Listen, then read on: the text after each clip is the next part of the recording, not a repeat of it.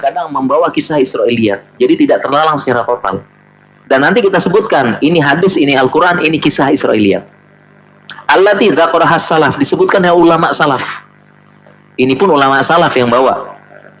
Ya, wa ghairuhum, dan yang lain-lain insyaallah. Wa bihi thiqatu wa alaihi tuqlan. Ya, dan disitulah insyaallah dan kepada Allah lah kita bersandar. Ini kisah siapa? Nabi Musa. Ya, Nabi Musa. Dan terkadang memang kita butuh ya belajar kisah kadang-kadang. Ya maaf, ya kita butuh belajar kisah-kisah. Ya, jadi yang kita ini di zaman sekarang kita krisis kisah.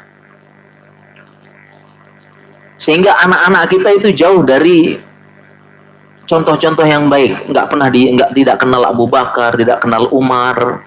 Kenapa? Karena orang tuanya juga nggak tahu. Ya, gimana mau ceritain ke anak orang tuanya? Makanya kita kembalikan metode zaman dahulu kala. Kalau pengen membangun generasi, bacakan kisah-kisah orang-orang sebelum kita. Makanya sepertiga Al-Quran kisah. Sepertiga Al-Quran, tapi metode ini kita tinggalin. Kita tinggalkan, kita nggak tahu kisahnya. Kisah cuma sekilas-sekilas. Kadang kurang seru kalau sekilas, tapi kalau rinci seru. Ya, seru-seru kisahnya. Bagus. Ya. Oleh karena itu, ya, Ali bin Husain bin Abi Talib mengatakan kunna nu'allamul magazin Nabi sallallahu alaihi wasallam wa syarayahu kama nu'allamu surata minal Qur'an. Kami dulu diajarkan sirah kisahnya Nabi sebagaimana kami diajarkan Al-Qur'an. Bagaimana ajarkan Al-Qur'an sampai paham 10 ayat. Demikian juga kisah-kisah orang-orang dulu, kami dulu diajarkan dengan seperti itu.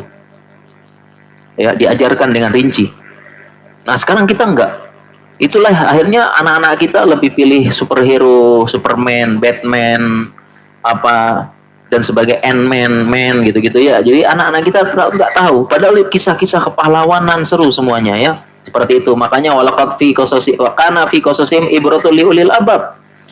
Ya, ini sesungguhnya kisah-kisah dalam Al-Quran, kisah-kisah itu adalah pelajaran bagi orang yang punya akal. Wa makana haditsa yuftara, bukan kisah-kisah yang dibuat-buat seperti superhero sekarang.